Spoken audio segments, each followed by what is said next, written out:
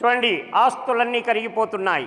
ఆలయ వ్యవస్థ అంతా కూడా మరి మన ముందే, మన కళ్ళ ముందే, మన తరమే మరి చూస్తూ ఉండగానే మనమందరం కూడా సరే, నేను సైతం మరి అనేక వేదికలపైన నినాదాలు ఇవ్వడము, ఉక్రోషపూరితమైన ఉపన్యాసాలు ఇవ్వడము జరిగిపోతూనే ఉంది. కాలం గడిచిపోతూనే ఉంది. మరి మనకు జ్ఞానం రావడానికి 40 సంవత్సరాలు, 45 సంవత్సరాలు, 50 సంవత్సరాలు పట్టొచ్చు, ఇంకా జన్మలు కూడా పట్టొచ్చు. దయచేసి చూడండి, ఒక ముదుసలి వ్యక్తి 2:30కే నిద్ర లేచాడు. 3:30కు నాకు ఫోన్ చేశాడు, అంతవరకు నేను రెడీ ఉన్నాను స్వామి అని. కానీ చాలామంది యువకులు, నేను కనీసం ఇంచుమించు 1000 మందికి చెప్పాను. మన చంద్రారెడ్డి గారు ఏర్పాటు చేస్తున్న ఈ చక్కని సనాతన ధర్మ బోర్డు మరి యొక్క అలయన్స్ ఆధ్వర్యంలో ఇంతమంది కార్యకర్తల్ని చైతన్యపరిచి, ఇంతమంది స్వామీజీలని, వీళ్ళందరూ చిన్న చిన్న వ్యక్తులు కాదు, దయచేసి ఒక శక్తివంతమైనటువంటి పీఠాలకు అధిపతులు. మరి మమ్మల్ని కూడా ప్రత్యేకంగా కార్యక్రమము, స్వామి దయచేసి రావాలని నా అభిప్రాయం. ఇంతవరకు 1000 ఫోన్లు చేసి ఉండొచ్చు అనుకుంటా. చంద్రారెడ్డి గారు, వారి యొక్క శిష్య బృందం అంతా కూడా దయచేసి నిరంతరంగా ప్రతిరోజు మరి వాట్సాప్లో కానీ, అదేవిధంగా మిగతా మీడియాలలో, ఈ యొక్క సోషల్ మీడియాలో నాతో సంబంధం పెంచుకుంటూ మరి దినదినం ప్రవర్ధమానం అవుతున్నటువంటి ఈ యొక్క అలయన్స్ కమిటీకి ప్రత్యేకంగా శుభాశీస్సులు అందిస్తూ, మరి స్వామీజీలందరికీ హృదయపూర్వక నమస్కారాలు. మరి ఇంకా పెద్దలకు, వారికందరికీ కూడా పరమాత్ముని యొక్క తత్వము ఉన్నటువంటి ప్రతి ఒక్కరిలోనూ ఉంటుంది కనుక వారికందరికీ కూడా మరి పాద ప్రమాణాలు చేస్తూ, అమ్మలందరికీ కూడా ప్రత్యేకంగా శుభాకాంక్షలు, శుభాశిష్యులు తెలియజేస్తూ, కానీ మన కష్టము, మన పిల్లల్ని దయచేసి చూడండి. ఎవరైనా మీ పిల్లల్ని తీసుకొని వచ్చారా? యువత ఎంత ఉంది ఇక్కడ చెప్పండి? నిల్. సరే, పర్వాలేదు. మనకిప్పుడు ఇక్కడ ఉన్నాము, ఇప్పుడు ఇక్కడ వస్తున్నారట, నాకు తెలిసింది బస్టాండ్ దగ్గర ఒక 50 మంది ఉగ్రవాదులు మన పైన దండెత్తడానికి. మరి 50 మంది ఉగ్రవాదులను మనం ఎదుర్కోవడానికి సిద్ధంగా ఎంతమంది ఉన్నారు? చేయెత్తండి. సంతోషం. వారు వస్తే ఇప్పుడు తెలుస్తుంది లేండి, వస్తున్నారు. సంతోషం. అది కావాలి. దయచేసి మన పిల్లల్ని, ఎందుకంటే ఆ యవ్వనత్వంలో ఉన్నటువంటి ఉక్రోషతత్వంలో వారికి జ్ఞానాన్ని అందించడము, ధర్మాన్ని బోధించడము. మనము శ్రీరాముడు ఎవరు, శ్రీరాముని యొక్క ధర్మపత్ని ఎవరు, శ్రీరాముని తల్లి ఎవరు, అసలు ఆ యొక్క శ్రీరామ తత్వం లోపల చాలామంది ఇప్పుడు చక్కగా రామాయణాన్ని చెప్పిస్తున్నారు. చాలా సంతోషం. ఇప్పుడిప్పుడు రవ్వంత చైతన్యమైంది. మరి మోడీ గారు 3 సార్లు ప్రధానమంత్రి అయిన తర్వాత, మరి ఆయన ఆఖరికి రిటైర్మెంట్ అయ్యేటటువంటి టైంలో మన యొక్క ధర్మం గురించి ఆయన ఒక్కడే అని కాకుండా మిగతా చాలామంది కూడా ఇండ్లలో చెప్పుకుంటున్నాము. మన యొక్క ఒంటిలోన ఉక్రోషాన్ని పెంచుకుంటున్నాం, కానీ బయట ఆలయ వ్యవస్థ మొత్తం భ్రష్టు పట్టిపోతుంది. ఇటు లోపటి నుంచి చెదలు, ఇటు బయట నుంచి చెదలు పడుతున్న విషయం మనకందరికీ తెలుసు. చంద్రారెడ్డి గారు ఇంతకుముందు చెప్పినట్లు మనము ఉక్రోషపూరితంగా బయటికి విమర్శిస్తున్నాం అంతే. ఆఖరికి అవతలి వాడు ప్రేరణ పొంది మన యొక్క సమాజాన్ని నిర్మూలిస్తున్నాడు, సమూలంగా నిర్మూలిస్తున్నారు, ఆక్రమిస్తున్నారు. దయచేసి భయంకరమైన ఆక్రమణ. ఇవన్నీ కూడా మనం బయట చెప్పుకోవడానికి మాకు చాలా వేదికలపైన వచ్చి చెప్తారు కొందరు, స్వామీజీ ఎందుకు మిగతా మతాలని అంటారు, ఎందుకు ఇక్కడ ఉన్నటువంటి వాళ్ళలో మా స్వామీజీలు కూడా వస్తూ ఒక డ్రైవర్ని తెచ్చుకుంటారు, ఎందుకు నీ స్వధర్మీడియు దొరకలేదా? చాలామంది స్వామీజీలకు, చాలామంది పీఠాధిపతులకు దయచేసి నా యొక్క విన్నపం అనుకోండి, లేదా ఆ పరమశివుని యొక్క ఉక్రోషతత్వాన్ని నా లోపల పుచ్చుకున్నందుకోసము ఆదేశం అనుకోండి. దయచేసి అన్య మతస్థులని డ్రైవర్లుగా పెట్టుకోకండి, అన్య మతస్థులకు ఉపాధినివ్వకండి. మన మతస్థుల్ని, మన యువకుల్ని చైతన్యపరిచి, మన యువకుల్ని సేవకులుగా వాళ్ళని చైతన్యపరచండి. దయచేసి తప్పదు. కుంచిత భావం అంటుంది మన ధర్మము, కానీ తప్పడం లేదు. ఎందుకంటే వంచబడుతున్న జాతి ఏదంటే ఈరోజు హిందూ ధర్మమే. ప్రపంచవ్యాపితంగా మరి నశిస్తున్న ధర్మాల లోపల ఏ ధర్మం అంటే ఆఖరికి హిందూ ధర్మం. అసలు ధర్మం అంటే హిందూ ధర్మమే, వేరే ధర్మాలకు ధర్మం అనడానికి వీలు లేదండి దయచేసి.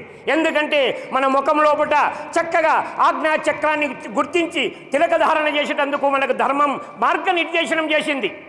అదేవిధంగా మన యొక్క హృదయం లోపల ఉండేటటువంటి మాతృత్వాన్ని, చక్కగా మానవత్వాన్ని నెలకొల్పేటందుకు మన యొక్క ధర్మం మనకు నీతి నియమాలను నేర్పించింది. ఈరోజు ప్రపంచంలో చాలామంది అంటున్నారు, అయ్యా మరి సంస్కృతి సాంప్రదాయాలు మంట గలవడమే ప్రధాన కారణమని వాళ్ళకి తెలియక, ఆఖరికి నీతి లేదు, నియమం లేదు, తల్లిని తండ్రిని ఏ విధంగా ప్రేమించాలి, వాళ్ళని ఎలా పూజించాలి. మరి పరాయి వచ్చినటువంటి మనకు చూడండి 4 ప్రధానమైనటువంటి సూక్తులు ఉన్నాయి. మాతృదేవోభవ, ఎంత చక్కని వాక్యం చెప్పండి. కానీ ఎంతమంది 1,50,000 ఇప్పటి వరకు దయచేసి 1,50,00,000 మంది ఆడపిల్లలు పాపం భయంకరమైనటువంటి మరణ వేదన చచ్చిపోయారండి లవ్ జిహాద్లో. ఏ కారణంగా? లవ్ జిహాద్ కారణంగా. మరి ఎంతమంది మీ చైతన్యవంతులమయ్యామని చెప్పండి. ఎన్ని సభలలో, ఎన్ని చట్ట సభలలో మాట్లాడినరు? ఎంతమంది రాజకీయ నాయకులు దీని గురించి ఆలోచన చేస్తున్నారు చెప్పండి? లేదు, ఎవరు కూడా.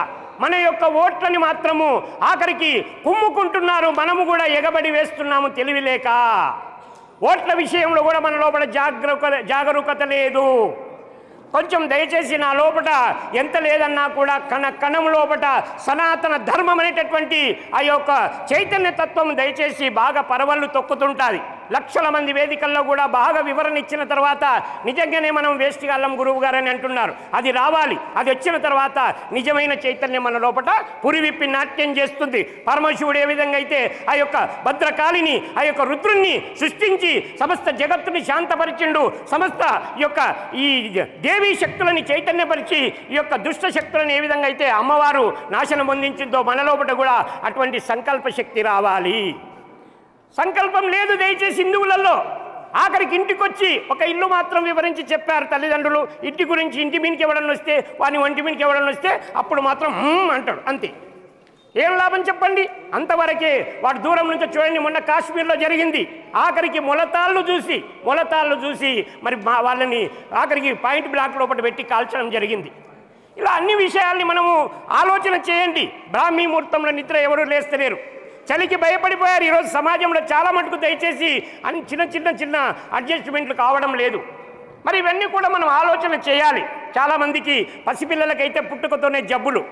మరి ఇవన్నీ సనాతన ధర్మంలో ప్రతి విషయాన్ని క్రోడీకరిస్తే, మనం ఆలోచన చేస్తే మన సనాతన ధర్మం సంపూర్ణంగా చూడండి. ఆయుర్వేదం ఎంత మంచిది, కానీ ఆయుర్వేదం ఎంతమంది పాటిస్తున్నాము చెప్పండి? ఏమవుతుంది? ఆఖరికి ఏమన్నా పోతే నొప్పి వచ్చినాక కానీ ఆఖరికి డాక్టర్లను కూడా అడగకుండా మెడికల్ షాప్లని మనం మందులు తీసుకుంటున్నాము. మెడికల్ షాప్ ఏదో ఇస్తున్నాడు, మనం మింగేస్తున్నాము. ఏ రకమైన సహనం లేకుండా పోయింది సమాజంలో దయచేసి. ఈరోజు అందుకే రుగ్మతలు తాండవించి మరి ఆఖరికి కరాల నృత్యాలు చేస్తున్నటువంటి విషయాలు చాలా భీకరమైనటువంటి. మొన్ననే కరోనా చూసాం దయచేసి మనం. మరి ఇవన్నీ విషయాలు ఆలోచన చేయాలి. మా స్వామీజీలకు సర్వం తెలిసి దాంట్లో పాపం అందరూ కాదు. నాకు ఇక్కడ వచ్చిన స్వామీజీలందరూ చాలా ఆత్మీయులు. దయచేసి కొందరు మాత్రమే ఏదో యూట్యూబ్లు పెట్టుకోవడము, వైరల్ కావడము, మన జనాల మీదే శటగోపాలు పెట్టడం. నీవెవరిని అభివృద్ధి పరచాలను వాళ్ళని అభివృద్ధి పరచకుండా శటగోపాలు పెట్టడము, వైరల్ కావడము. వైరల్ అయినంత మాత్రం మనం కూడా అయిపోయి ప్రపంచంలో ఏ ఆలయం లేదు, నా ఆలయమే గొప్ప అంటే అయిపోయి ఆ ఆలయంకు పరుగులు తీస్తాం మనం. అణువణువునందున్నాడు పరమాత్ముడు అన్న విషయం మనకు తెలియదా? మన ధర్మం చెప్పలేదా? చెప్పండి. ఎందెందు వెతికినా అందందే గలడని ప్రహ్లాదుల వారు మనకు తెలియపరిచినటువంటి ఆ యొక్క హరితత్వం మనకు తెలియదా? చెప్పండి. ఎందుకు అజ్ఞానంలో పడిపోతాము? నేను కంటి చూపుతోనే దీపం వెలిగించానంటాడు ఒక స్వామీజీ. నమ్ముదామా చెప్పండి? ఇలా దయచేసి మొన్న ఒక యాంకర్ వచ్చాడు, బట్ట బయలు చేశాడు ఒక స్వామీజీ వేషాన్ని. ఏది చాకు పెట్టి ఆ యొక్క చెంబు లోపల కూర్చాడు. స్వామి నేను దీంట్లో ఉన్న బియ్యం అన్ని కిందికి పొర్రొచ్చా అన్నాడు. పొర్లించా అన్నాడు. కింద పిండి ఉంది. చాకు గుచ్చి చెంబు మీనికి లేపింది. ఏం లాభము? పరమాత్మ తత్వము జ్ఞానతత్తుగా జ్ఞానపీఠం స్థాపన చేసి నీకు ప్రత్యక్ష జీవన విధానాన్ని చూపిస్తూ ఇప్పటి వరకు 30 లక్షల యజ్ఞాలు ఇంటింటికి వెళ్ళి చేస్తున్నామండి. 30 లక్షల యజ్ఞాలు. ఏమి లేదు, యజ్ఞం అంటే మళ్ళీ వేరే మంత్రాలని మీరు షాక్ కాకండి. చక్కగా ఓంకారం, గాయత్రి మంత్రము, మూడవది మృత్యుంజయ మంత్రం, చక్కగా గణపతి ప్రార్థన అయిపోయా. ఆ బాబా వచ్చే ఈ బాబా వచ్చే అందరు బాబాలకు మనం ఒక్కొక్కటనే వదం. ఇక ఆ బాబా తెలుసు మీకు, నేను ఆ బాబాని చెప్పాను ఇప్పుడు వేదిక పైన. చాలామంది ఉన్నారు. దయచేసి ఈ పెద్ద పెద్ద కులాల వాళ్ళందరూ కూడా ఏదో కొత్త బాబాల్ని తీసుకొని వస్తున్నాము, పెడుతున్నాము. చిన్న కులాల వాళ్ళేమో పోండ్రైనా మీ దగ్గరికి మేము వెళ్ళనే ఉన్నాం, మేము ఎక్కడ వెళ్ళిపోతామని హాయిగా హల్లెలూయా. ఆఖరికి మన అమ్మవారిది మన ఎవరో మన సరస్వతీదేవి చేతిలో ఉన్నటువంటి వీణను తీసుకొని వెళ్ళి యేసు ప్రభువు చేతిలో పెట్టి యేసు ప్రభువు మొన్న ఒక ఆమె యేసు ప్రభువుకు బొడ్డెమ్మ వేసింది, ఇంకొక ఆమె బతుకమ్మ వేసింది.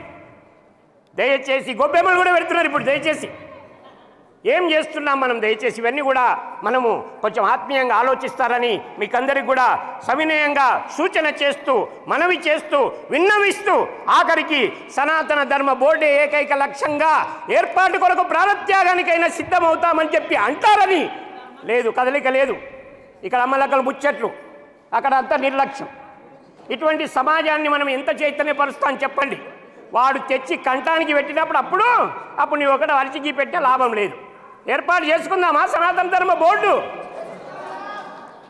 ఒక్కసారి నినదిస్తే ఈ ఆలయం అంతా కూడా దద్దరిల్లగలగాలే ఉండాలి. బోలో సనాతన ధర్మ బోర్డుకి. అక్కడ మోడీ గారు కదలాలి. మనము మైక్ ఉందేమనుకుంటున్నాను, నేను మైక్ పక్కకు పెడతాను. బోలో సనాతన ధర్మ బోర్డుకి, బోలో సనాతన ధర్మ బోర్డుకి. దయచేసి ఇదంతా ఇది ఏకలక్ష్యం, ఇక వేరే వేరే లక్ష్యాలు ఉండొద్దు. ఒకటే లక్ష్యంగా మనం అందరం ముందుకు సాగుదామని కోరుకుంటూ అందరికీ కూడా మరి ఈ యొక్క సనాతన ధర్మ బోర్డు పరిరక్షణ, సనాతన బోర్డే లక్ష్యంగా ముందుకు సాగాలని చెప్పి చక్కని బోర్డు ఏర్పాటు చేసిన మా యొక్క చంద్రరెడ్డి గారికి, వారి యొక్క టీం అందరికీ, అమలక్కలకు, మా స్వామీజీలకు ప్రత్యేకంగా ధన్యవాదాలు తెలియజేస్తూ, దయచేసి మన లోపల ఉన్నటువంటి యొక్క తత్వం ఇలాగే నేను మైక్ లేకుండా 2 రోజులు మాట్లాడతాను, పరీక్షిస్తారా చెప్పండి. కానీ మా స్వామీజీలు వారి యొక్క విలువైన అభిప్రాయాలు తెలియపరచాల్సిన అవసరం ఉంది కనుక నేను విరమించుకుంటూ ఆ పరమాత్ముని యొక్క పాద సన్నిధానానికి సమర్పిస్తూ ఓం నమః శివాయ, ఓం నమః శివాయ, జై శ్రీరామ్, జై శ్రీరామ్.